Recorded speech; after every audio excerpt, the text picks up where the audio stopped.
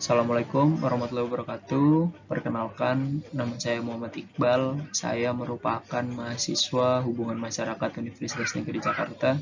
Sebelumnya, bagaimana kabar teman-teman semua? Semoga dalam keadaan sehat. Baik, pada kesempatan kali ini kita akan sedikit membahas mengenai materi tentang promosi.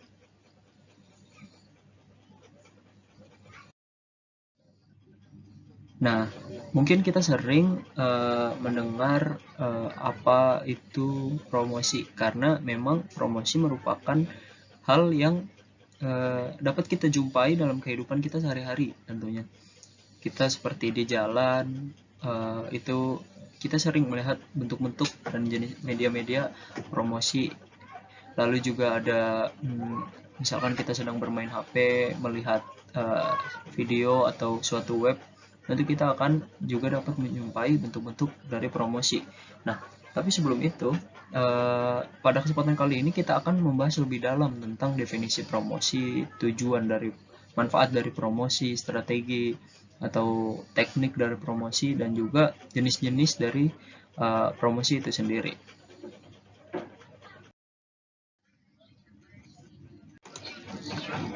Nah, berikutnya kita akan masuk ke dalam definisi promosi. Nah, yang pertama itu promosi adalah semua aktivitas yang dilakukan perusahaan untuk mengkomunikasikan dan mempromosikan produk pada target pasar. Itu menurut Kotler pada tahun 2007. Lalu yang kedua ada menurut Bukhari tahun 2011, itu promosi adalah sejenis komunikasi yang memberikan penjelasan yang meyakinkan calon konsumen tentang barang dan jasa. Tujuan promosi untuk memperoleh perhatian, mendidik, mengingatkan dan meyakinkan calon pelanggan gitu.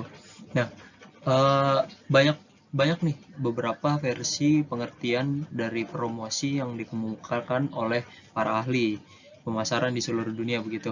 Tapi ya kita dapat menarik benang merah dari pengertian-pengertian tersebut, dari dua pengertian tersebut.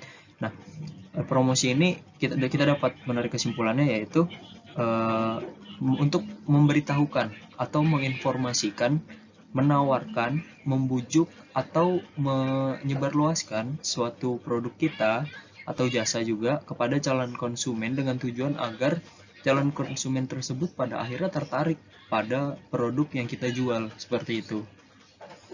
Nah, berikutnya kita akan membahas tentang fungsi promosi. Nah, dalam penelitian Hermawan pada tahun 2015, promosi itu bertujuan untuk menginformasikan, mempengaruhi, dan membujuk serta mengingatkan pelanggan. Nah, akhirnya peneliti ini membagi menjadi 4 bagian fungsi dari promosi itu sendiri. Yang pertama ada fungsi pengenalan.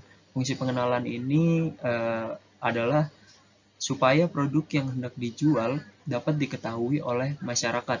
Biasanya produk yang dipromosikan hanya berisi informasi-informasi dasar seperti informasi merek, harga produk, keunggulan produk yang dipromosikan dibanding dengan produk lain. Lalu berikutnya ada fungsi penawaran. Seorang konsumen bukan hanya diajak untuk mengetahui informasi dari produk atau jasa yang ditawarkan, tapi menawarkan kepada konsumen agar hatinya tergerak untuk membeli produk dari yang ditawarkan oleh perusahaan tersebut.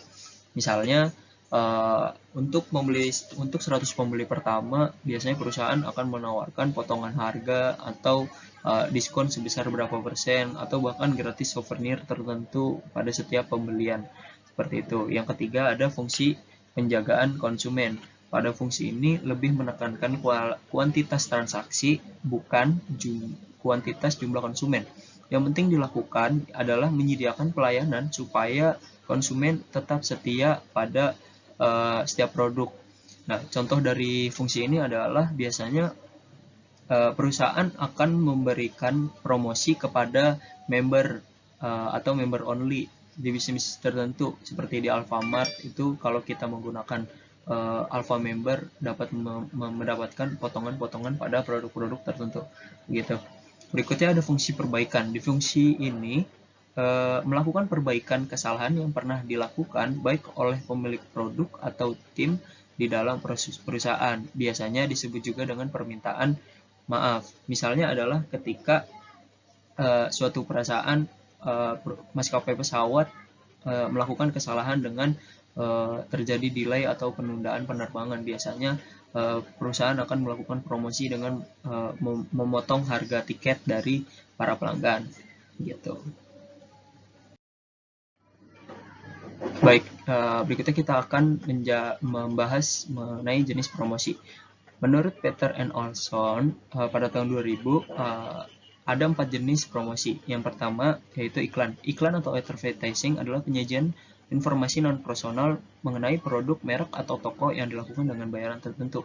Nah, iklan ini dapat kita jumpai nih dalam kehidupan kita sehari-hari ketika kita menonton televisi, mendengar radio, atau bahkan menonton video di YouTube. Itu kita menemui sering menjumpai iklan. Nah, iklan ini sifatnya non-personal karena bukan hanya kita yang melihat promosi tersebut. Lalu yang kedua ada promosi penjualan. Promosi penjualan adalah rangsangan langsung yang ditujukan kepada konsumen untuk melakukan pembelian. Biasanya dapat kita temukan di ketika pameran atau segala macam. Biasanya ada salesman yang menawarkan promosi. Lalu berikutnya yang ketiga ada personal selling. Personal selling ini melakukan penjualan dengan melibatkan interaksi personal antara seorang pembeli potensial dan seorang salesman. Nah, personal selling ini hampir mirip dengan promosi penjualan, tapi contohnya adalah ketika seorang pembeli mobil datang ke showroom, biasanya pihak showroom akan memberikan satu orang salesman untuk menemani si pembeli tersebut untuk mengenai pertanyaan promosi tentang produk, informasi, dan segala macam, karena seorang pembeli tersebut merupakan pembeli potensial. Lalu berikutnya ada publisitas. Publisitas ini adalah bentuk-bentuk komunikasi tentang perusahaan produk atau merek si pemasar yang tidak membutuhkan pembayaran. Nah, publisitas ini sendiri contohnya adalah suatu perusahaan melakukan promosi di sosial media mereka untuk menarik minat dari pelanggan. Nah, si perusahaan tersebut tentu tidak melakukan pembayaran tertentu terhadap publisitas yang mereka lakukan, berbeda dengan iklan begitu.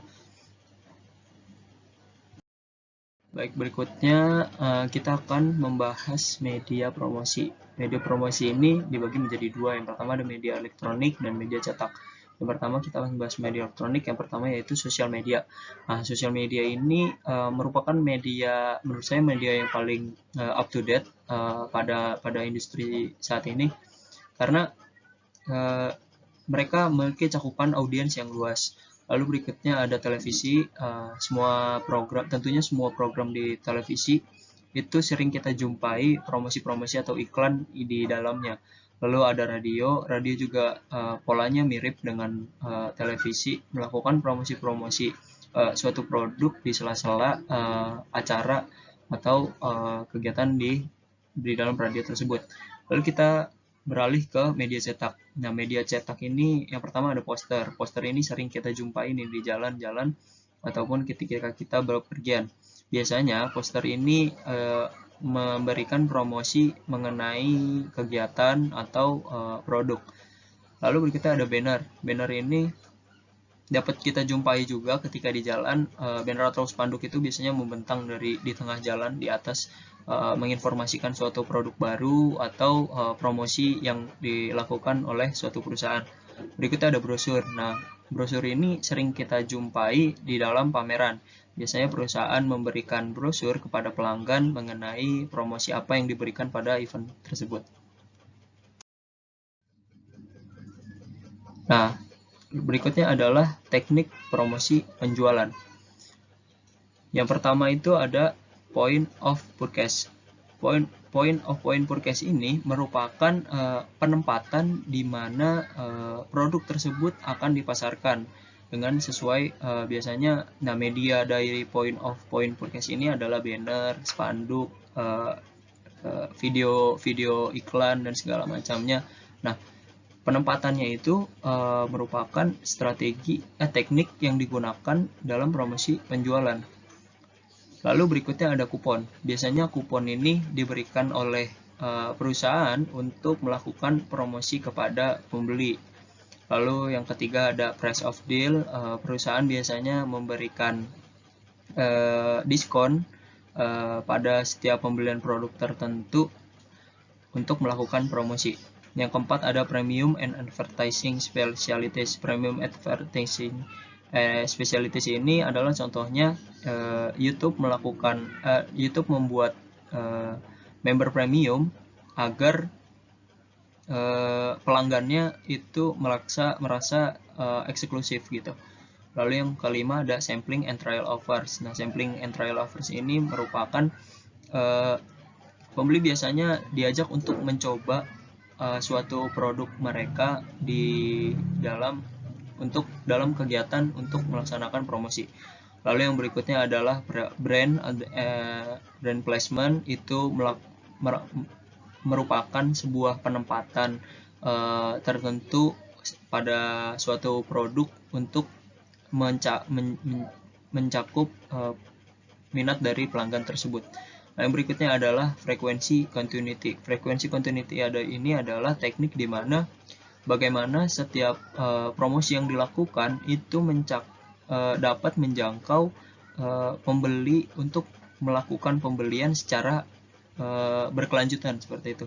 Yang berikutnya adalah event sponsorship. Nah, event sponsorship ini biasanya perusahaan melakukan promosi di dalam suatu event tertentu untuk meraih pelanggan sebanyak-banyaknya. Nah, berikutnya adalah manfaat dari promosi. Manfaat dari promosi ini adalah yang pertama menjamin loyalitas pelanggan. Karena seperti kita tahu, promosi ini memberikan kelebihan-kelebihan penting kepada pelanggan. Lalu yang kedua ada mempopulerkan merek. Nah, karena informasi yang diberikan kepada pelanggan tersebut, mungkin dengan promosi tersebut pelanggan dirasa pelanggan tersebut yang melihat promosi kita dapat menyebarkan kepada teman, keluarga, atau kerabatnya mengenai promosi dari produk perusahaan kita. Lalu yang ketiga adalah menjaga hubungan baik dengan pelanggan. Nah, seperti yang tadi ada di jenis promosi, kita tahu bahwa promosi itu menjaga baik nih hubungan dari pelanggan, seperti membentuk komunitas tertentu di dalam perusahaan kita yang mencintai suatu produk kita gitu. Baik, terima kasih karena telah memperhatikan presentasi saya. Seperti itulah materi yang dapat saya sampaikan mengenai promosi, jenis dan teknik dan media-media yang digunakan. Kurang lebihnya mohon maaf. Wassalamualaikum warahmatullahi wabarakatuh.